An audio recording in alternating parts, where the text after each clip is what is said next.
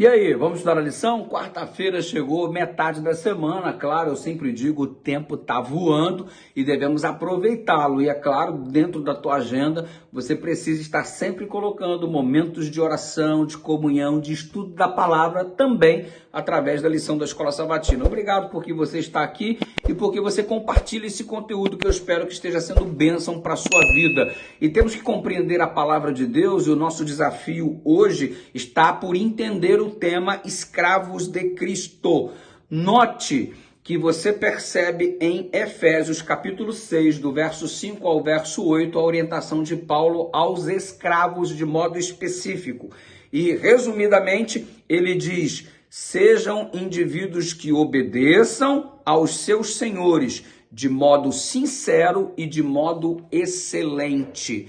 Então, eu devo obedecer ao meu Senhor de modo sincero e de modo excelente. Agora, você imagina como é que funciona isso em termos práticos. Você tem o dono do escravo e o escravo, ele obedece com sinceridade, ele obedece de um modo excelente. Resultado: que vantagem tem o Senhor se punir este escravo, se aprisionar este escravo? Ou seja, nenhuma vantagem. Se o Senhor tem um escravo que funciona de modo sincero e excelente, é obediente, então o ambiente muda completamente. Você tem uma relação mais saudável. Tanto é que no contexto cristão a palavra era substituída de escravo para servo, quando essa relação saudável ela conseguia ser sustentada nestes moldes.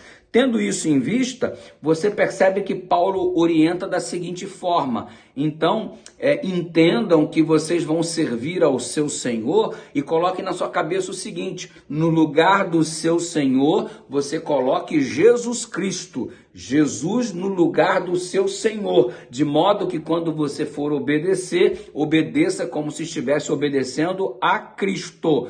Claro que quando se conflitava os valores, os princípios, e o Senhor, o dono, o patrão, estava pedindo coisas contrárias ao Evangelho, aí antes importa obedecer a Deus do que aos homens. Aí entrava em questão ser fiel até a morte e dar-te-ei a coroa da vida. Mas enquanto os princípios eles não entravam em conflito no que diz respeito ao pedido do Senhor e ao pedido do Rei dos Reis e Senhor dos Senhores, então era possível estabelecer este convívio amigável se o escravo tivesse em perspectiva a orientação do apóstolo São Paulo. Você percebe alguns itens listados pela lição, como por exemplo, os senhores foram diminuídos por Paulo como senhores aqui na terra. Por quê?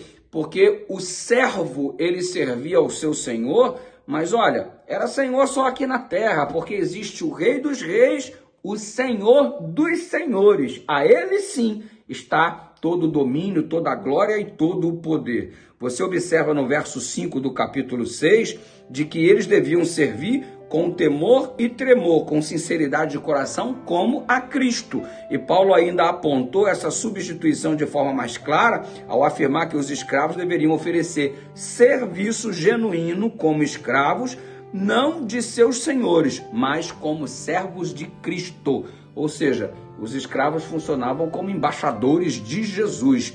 E isso deveria, inclusive, proporcionar um testemunho maravilhoso para o seu Senhor e perceberem que os escravos, servos de Cristo, eles eram diferentes por serem servos de Jesus. Esta é a parte que Paulo direciona aos escravos. Amanhã nós vamos ver a parte que Paulo direciona ao Senhor dos escravos, mostrando a autoridade do Rei dos Reis e do Senhor dos Senhores. Ore comigo. Pai querido, ajuda-nos a sermos embaixadores teus nesta terra, a sermos referências da tua presença em nossa vida, mas quando conflitar alguma coisa neste mundo com os teus princípios, que nos posicionemos, haja o que houver, aconteça o que acontecer, do teu lado, em nome de Jesus, amém.